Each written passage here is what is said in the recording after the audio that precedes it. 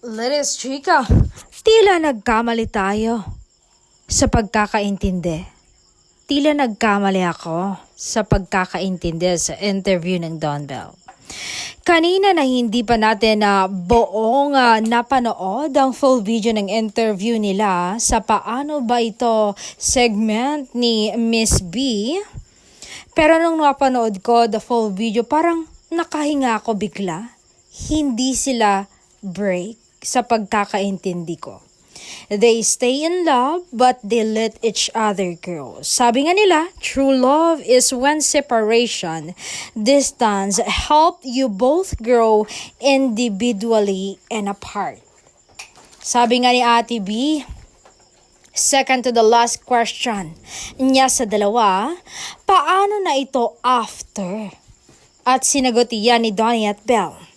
At dahil sa sagot nilang iyon, parang inaming sila pero pinili nilang maghiwalay muna sa trabaho. But not in real life para hindi masira ang relasyon nila kagaya ng Kathnel. Ito nga, panoorin yung video, ang mga sagot nila. How to grow together with whoever and individually. What's your advice?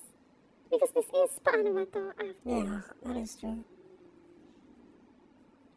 For me, before you get into any relationship, you guys should talk about your non-negotiables and your boundaries and your goals and your wants and where you see yourself hopefully in the next few years.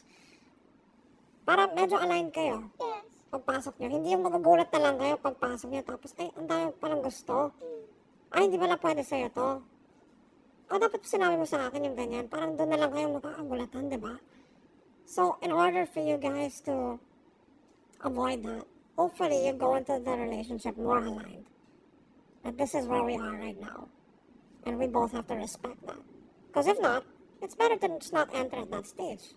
Maybe you should meet each other at a different point of your lives where it will intersect more gracefully.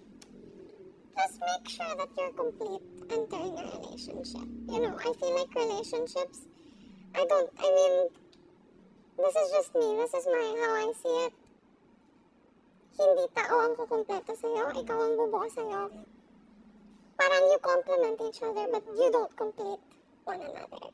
And that's like the toxic type of relationship. Yeah.